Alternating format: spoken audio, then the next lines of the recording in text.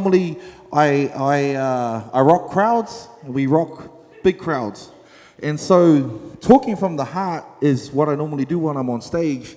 But at this particular time, my other name is Kapisi, but I'm going to talk to you as Bill. So kia ora koutou. Hey, how you guys doing? Wuramu is my name. Talofa. I've had a couple of, red flags, and I'm going to tell you about these red flags that I've had.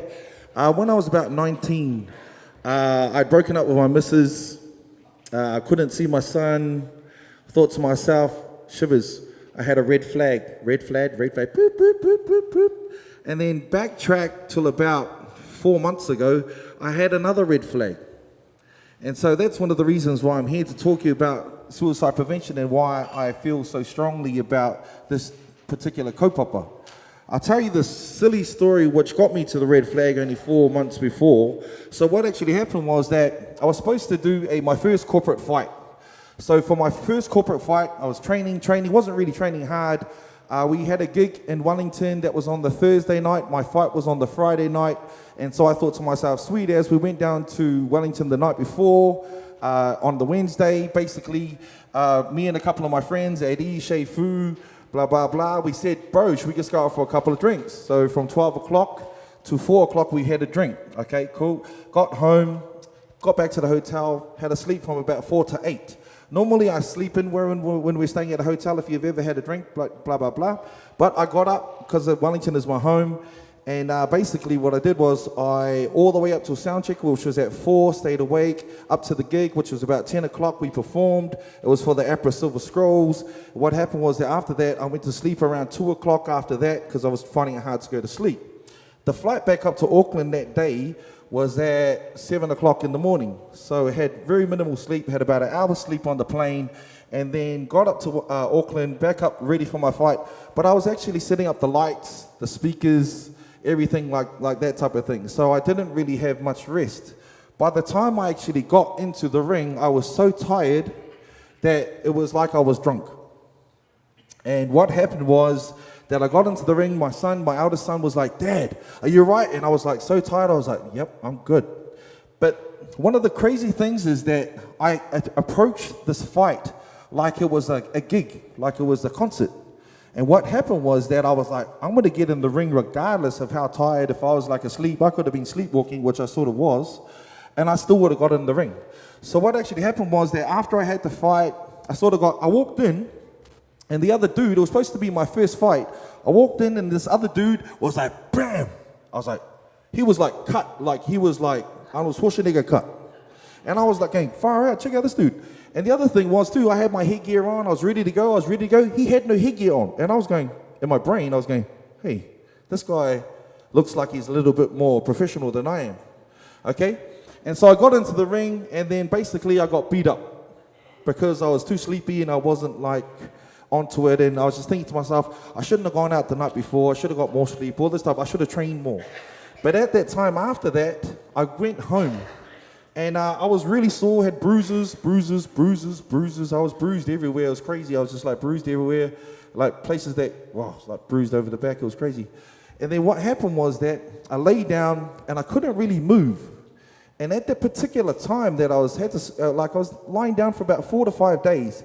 And in that 4 to 5 days that I was lying down, because I could hardly move, I kept on remembering that red flag feeling. I kept on remembering that red flag feeling. I was like, damn, that feeling's coming back again. And then I recognized it from when I was 19. So one of the things is that I keep on thinking to myself is that if our rangatahi don't have the mental capacity to go, hold up, I can recognize that, how do they actually understand, or how do they cope with what's happening if it's never happened to them before? So that's one of the questions I ask us. How do we inform our kids and our rangatahi about what's happening within this type of red flag situation?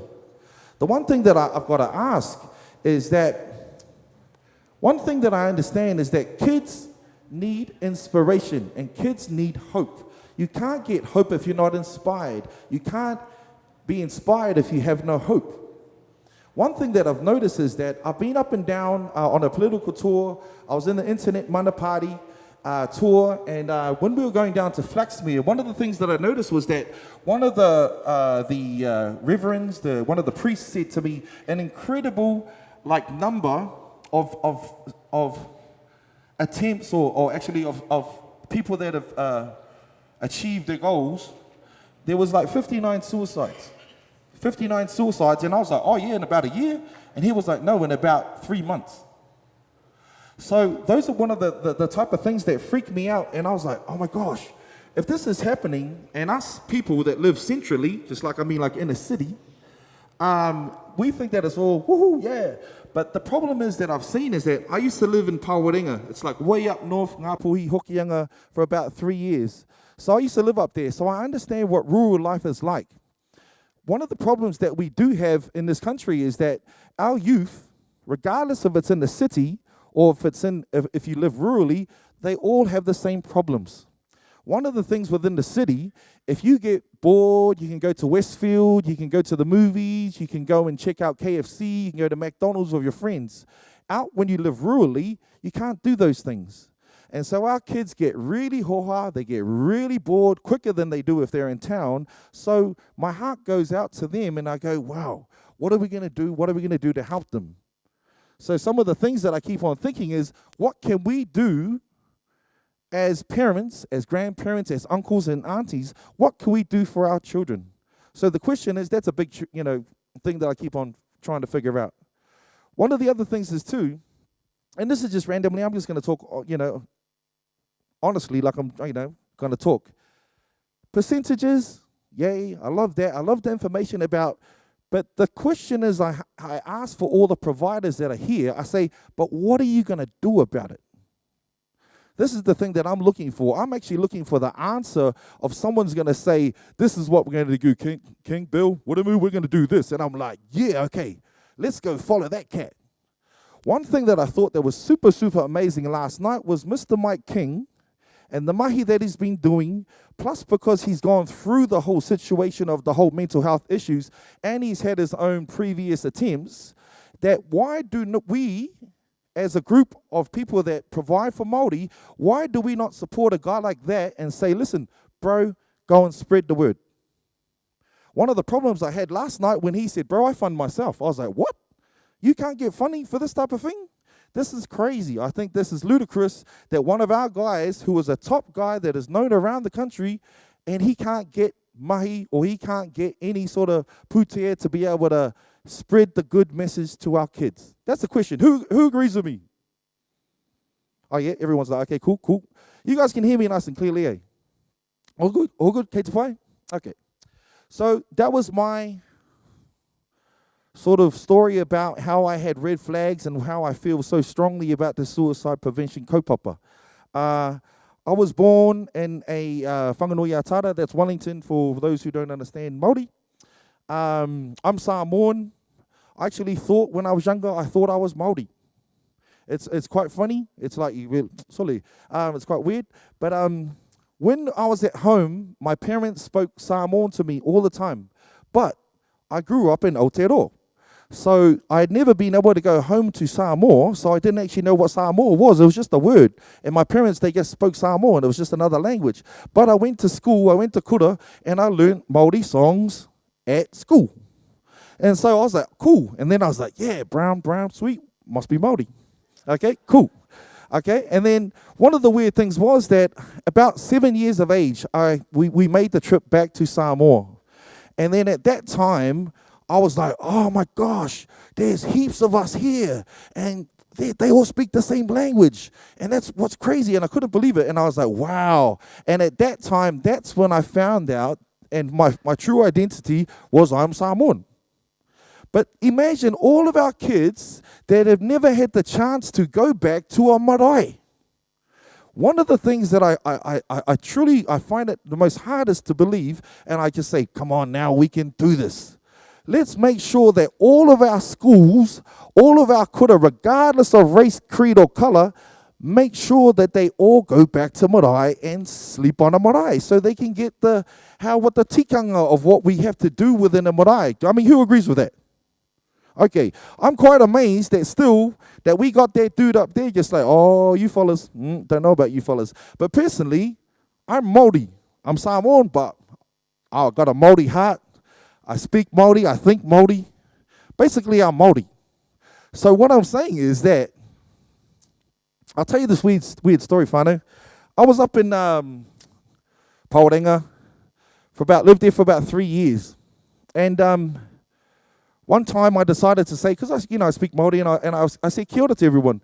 I decided one day that, oh, shivers, hey, I'm a coconut. I'm going to say talofa.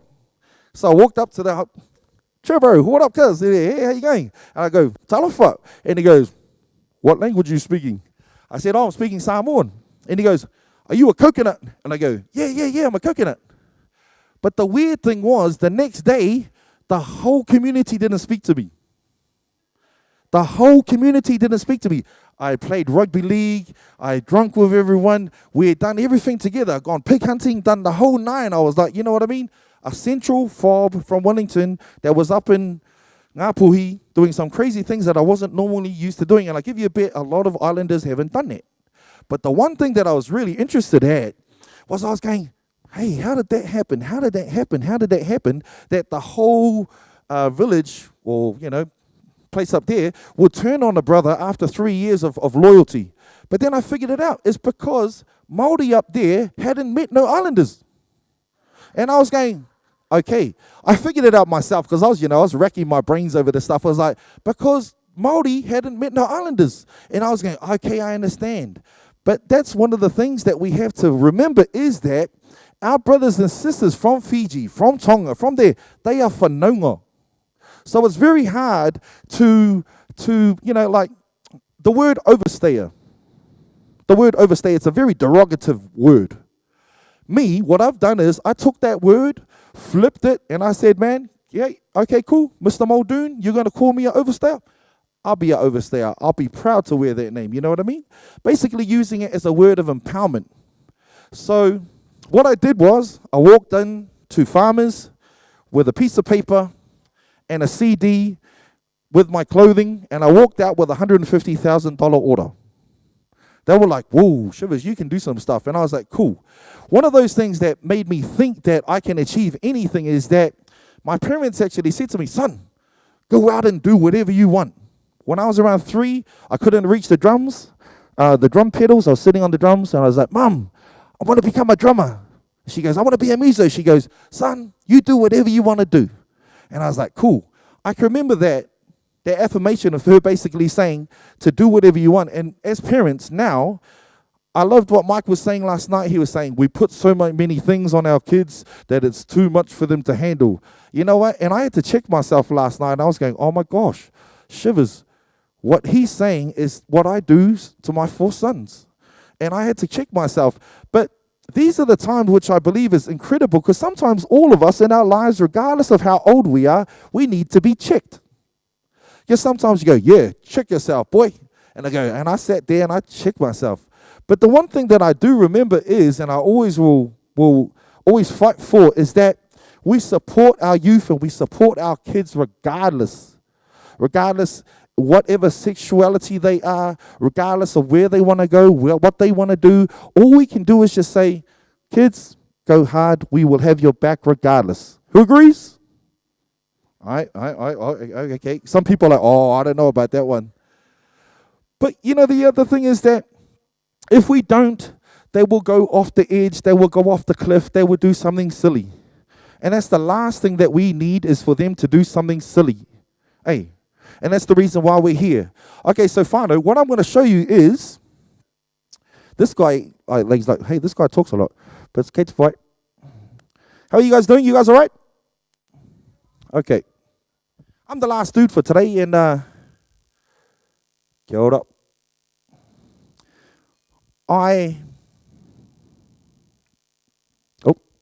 Shoes. Mark Baines on the This is a music video shot. Just a little bit of sunshine. It's my parents. It explains how we came to New Zealand. I'm a baby of the sunshine. I come from a place called Samoa, where the sunshine lives. I'm so glad you my mom and dad. Life is so complicated.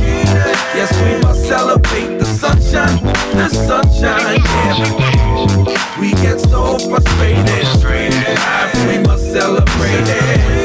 We step into the sunshine, yeah. Roots of a sun child conceived in the land of the sun, land of the giants who are physical, survive from obese. Now the streets got us lazy, acting gun crazy. Oppressive state of minds around us daily. Forced into some man blocks to wash your damn socks. Polish your work boots like it's a robots. We frown upon recipients. I've seen the ignorant. You never met a form like me up in your element. But I can take that, I overstand you. Work ethics, break backs, you never thought the plan through. We played the background, sit in the back clown. I run with Broncos, I never back down. Now our gods of old out in the cold. Look how our young ones fight and kill for gold. The saint that bless us, you feel like precious. Never ask for the type of love when he'd undress us. Depress us, most kids can't take the weight. And most turn it love to hate while you debate.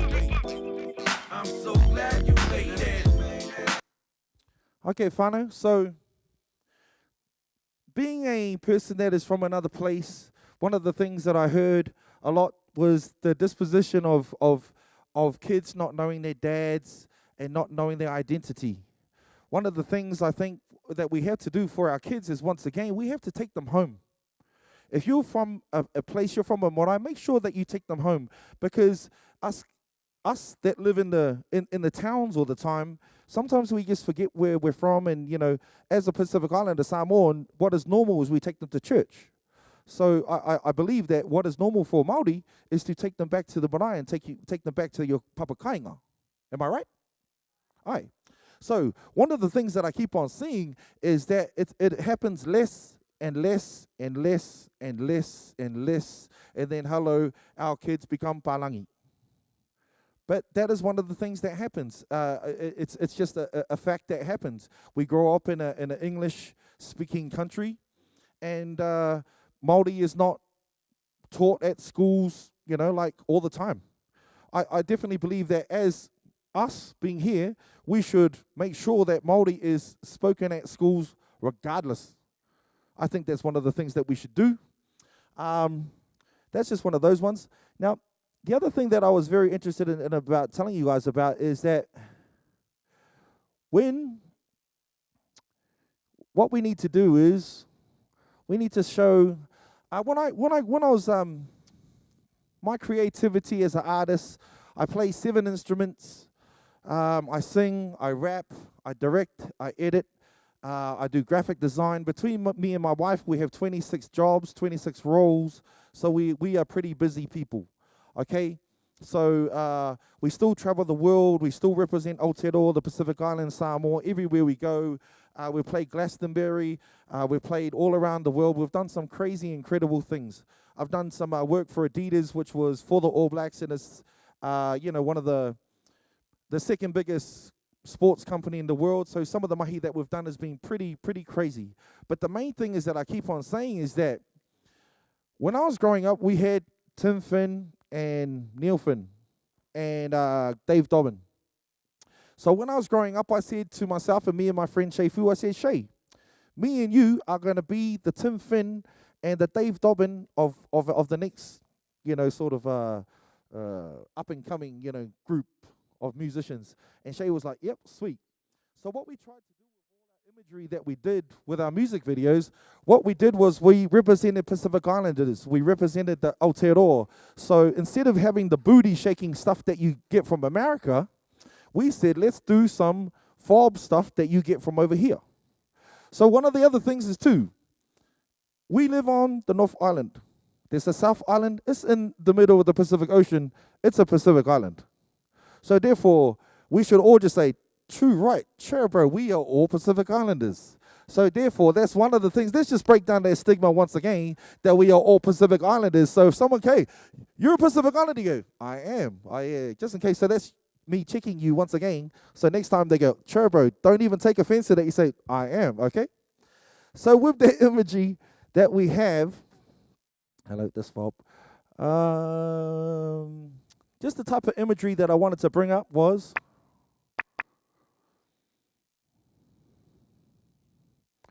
excuse me, it's going to have a look. I wanted to be able to represent the Pacific Islands. My wife is from Rarotonga. This track's called Salvation. Salvation's patience burn like fire, unification. We got some Kawawa. Desire, hates, and evil must expire. Elevate me, take me higher. Ooh. Salvation, we all need salvation.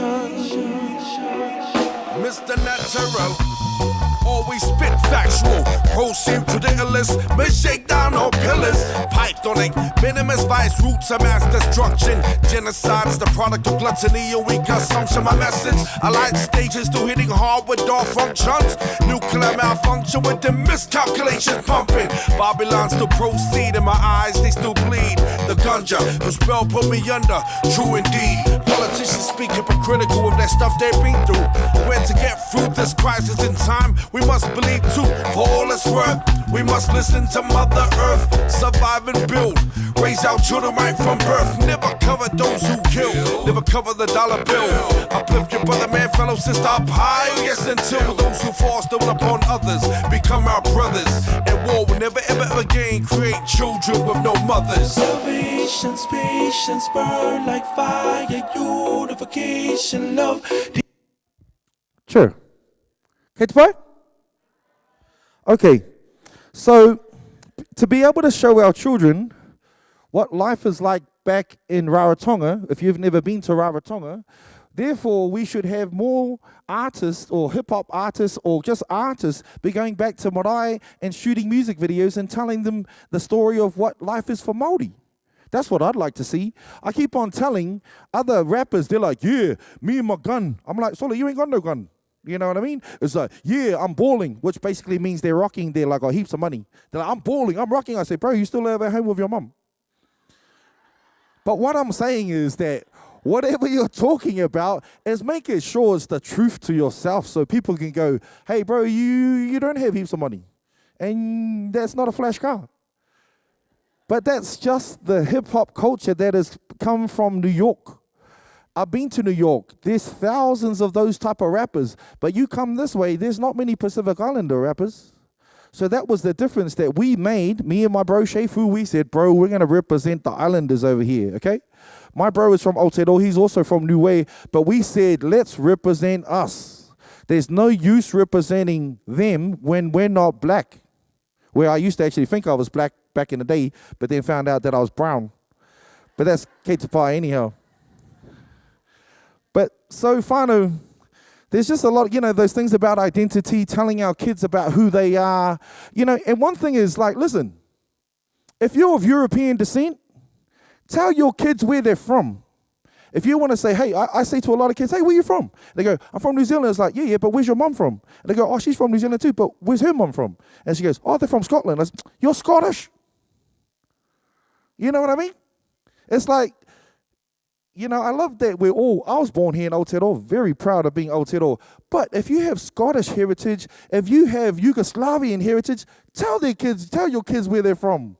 Because after a while, that's going to become so diluted that it's just going to become, I'm from New Zealand, but where are you from? You know what I mean? That's another thing that I just thought I'd just say to you. Okay, Tapai. Okay, I got many messages. I can talk for hours. But my wife was like, I just rang her up. I said, babe, I'm going to get on. It's my second time ever, doing this type of thing. And she said, listen, just tell people from your heart about how you feel. I lost my dad about a month ago. About a year ago.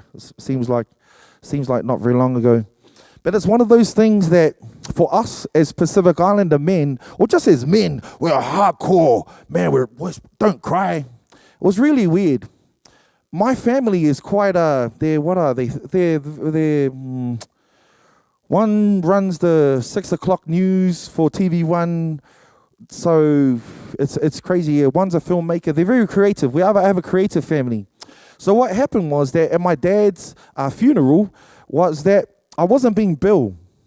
I was being King Kapisi. And it was quite sad. Well, I was quite sad. I was thinking about it after.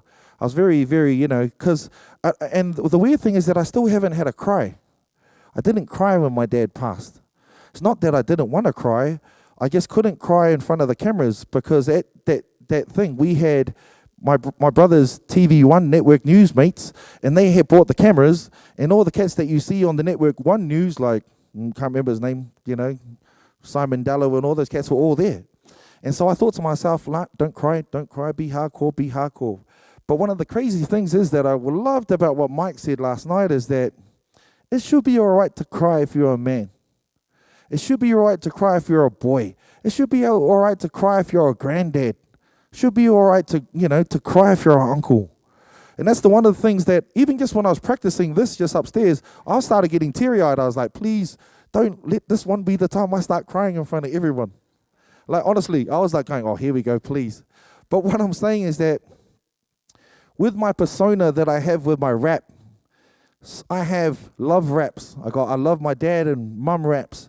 I got my hardcore raps that don't mess with me raps. I've got my educational raps. I've got my philosophical raps. I've got I've got all types of raps. But basically, it is still a extension of my creativity. And the one thing that one of the things that I learned about a couple of days ago was that 3 social workers came up to me the other day and basically said, listen, at our kutas, at intermediate and primary, that art and music is not one of the things that they are teaching anymore. And I was like, are you for real? Can anyone clarify that? I mean, one of the things is that music, can you guys all remember that when you used to go to school and we used to sing at assemblies and everyone learned how to sing by being at the assembly and being able to sing? Imagine if our young kids are not being taught that at school. I can't believe that. One of the things that I was going, are you for sure? So this is like 3 social workers and said, yes, bro, that is not being taught anymore. But what I'm saying is that music is something that we all need in our lives. Art is something that we all need in our lives. It's just something that keeps you happy. It makes you a bit warm inside and it makes you feel good. One of the things that I definitely believe is that dads, uncles, everyone, go and give our kids a hug. Just give them the biggest hug, because like I keep on checking myself. I'm trying to be the most toughest dude in the world. I'm trying to be the most strongest dad, and then I don't give my kids hugs. You know what I mean? So if I'm doing that, I'm sure there's a lot of other dads and that are not doing that, and probably mums too. So if you have the chance to just go out and tell whoever you need to tell that that they need some love, that they need some love.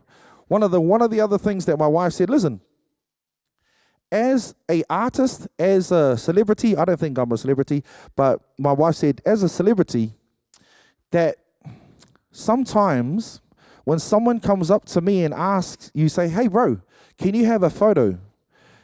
That photo that I take with someone can actually be that thing that they need to make their day good. So I'm really, really aware of that. I'm a nice guy anyhow. Actually, I'm not really a nasty type of person. I mean, but I got my opinions. But I'm a really nice dude, Someone will come up to me, I'm going to give you the time, and I'm going to do whatever you need to do, because I understand that I can give a person hope, that I can give a person some love, and I can give a person something, just a good feeling, some warm fuzzies, So I've seen people that when I walked up to this person that I like one day, and I said, excuse me, love, I really, really like your music. And she was like, speak to the hand. And I was like, I really love your music, but now I hate you.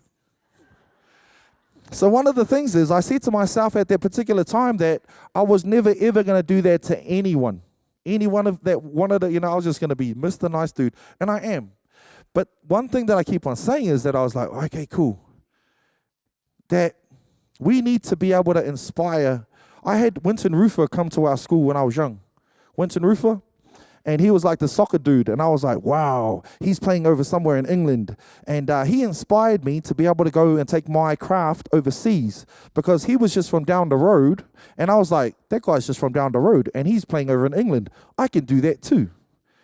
What we need to do is, whānau, is we need to get more people to inspire and give our kids hope that they can take their mahi overseas. They can go anywhere and achieve any goals that they want to do.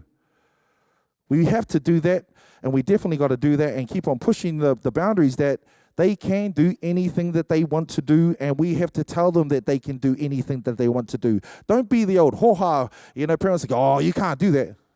Because nothing is impossible. They can achieve anything. And just because you might not have done it, make sure that they go do it. Do I sound too harsh sometimes? No, I mean, because sometimes, I'm pretty straight to the point. But I was like, oh, shivers. I just don't want to go, oh, hey, that one was a bit rough there, dude. But I've got so much to talk about. But how you guys doing? How's the energy feeling? Catch pie? Okay, so let me just go to these notes now, because I'm sure I've been talking for over an hour just for nothing about nothing, but no, good things. Basically, I've said everything. Okay, now, can I just tell you guys about one thing? I said to myself, okay, how am I going to go and inspire my community? What I did was I went and organized an event, and my event was called Elevated. So, Elevated. Okay, let me pull this over here. I don't have those flash changer ones like everyone's been having. It's like they just go the tuk, and then it changes. I don't have that, the tuk. It doesn't work. So basically, I went and organized my own event, okay? So I organized this event in 2.5 weeks. Someone gave me $17,000, and I was like, I'm going to go rip it. Means I'm going to go do a good job. So instead of just having one thing, I decided I was going to have 14 things. Okay, normal cats like, man, we're just going to rock 3 things. I said, nah, man, we're going to go for gold on this one. I rocked 14 things. So basically, what we did was we taught breakdancing. We had B-boy, B-girl breakdancing workshops. We had chess. And what the cool thing was, the chess boards, the whole chess things was full the whole day. It was amazing. So the other thing too was that between 12 and 5, I ended up getting, within 2.5 weeks, I got 2,500 people. So that's in just 2.5 weeks. So that's pretty unheard of. It was pretty cool. So the other thing, I got Tip Top to give us ice creams for free. And then what I did was I said to them, listen, I'm going to sell your ice creams for $1 or a $2 coin. Just so that if a kid came with, they only had $1, they could buy something. You remember the day where you could go to some place and still $1, man, I can buy something. These days, you can't really buy nothing for $1 or $2. So what I said was that the kids could get an ice cream for $1 or $2, and they could also get a sausage for $1 or $2. Okay? And what the cool thing was that we had some bouncy castles for the kids. We had a popping, locking type of thing. You guys, popping, locking is like that. But they call it bopping over here. It's, that type of thing. Yep. We had a dunk competition. We had a 3-on-3 competition also. I screen print, so we printed up some T-shirts. And the cool group from Levar provided a dunking machine. So I was like wondering, big up to Levar, thank you for Whai Lava. And so the cool whānau from Levar, we had no water, I didn't want to do no fizzy drinks at all. I was like, let's keep it nice and healthy for the tinana. And so I said, okay, how are we going to work that out? So Monique and the Levar team gave us bottles of water like we had the other day. And so that's how we kept everyone hydrated. And we had ping pong tables. We also had live art, so that we had live artists like doing their art thing. And also we had $5 haircuts. So you could come and get yourself a $5 haircuts. Me and my brother right here would not need that $5 haircut, but that's what you could do, okay? $5 haircuts. We had wrestling, like a wrestling ring inside the thing. Like, what sort of like festival has a wrestling ring, okay? It started raining, so that didn't work, but the brothers and whānau were really like cool to check it out. Okay, so whānau, so I'm going to show you a little bit of some live footage here, and this is some of the stuff that happened. Is it 10-year-old?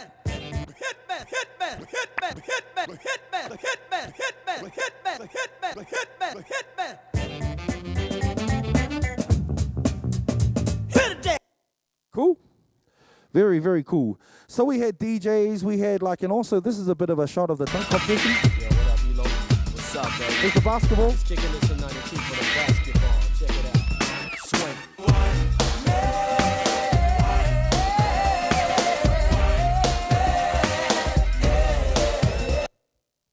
Okay, cool. So these are some of the things that I decided to do, and the underlying message for this festival was suicide prevention. So basically, my kaupapa for this whole thing is putting the unity back in community, so we can get everyone, regardless of wherever they're from, back in the community, actually feeling part of the community.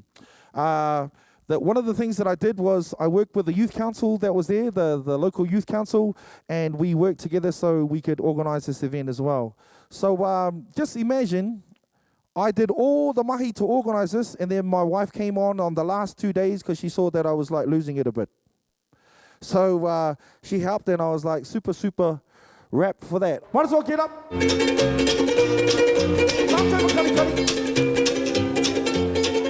Maro. Walu atulea fi, Uh-huh. Fai pea. Okay, fine. On your journey back home, much alofa's. Good luck, be safe on your way home. Much alofa's going out for all of us. Shout out to Michael and our sister here. Malo, shout out to the bar. Yes. Get your pocket on if you can. That's my song. Okay, fine. Tassi, Lua, Tolu, so make way selector, run the mad view, while me rugged dance hall echoes. Fa-a-ba, boom, boom, fa-a-ba, boom, boom.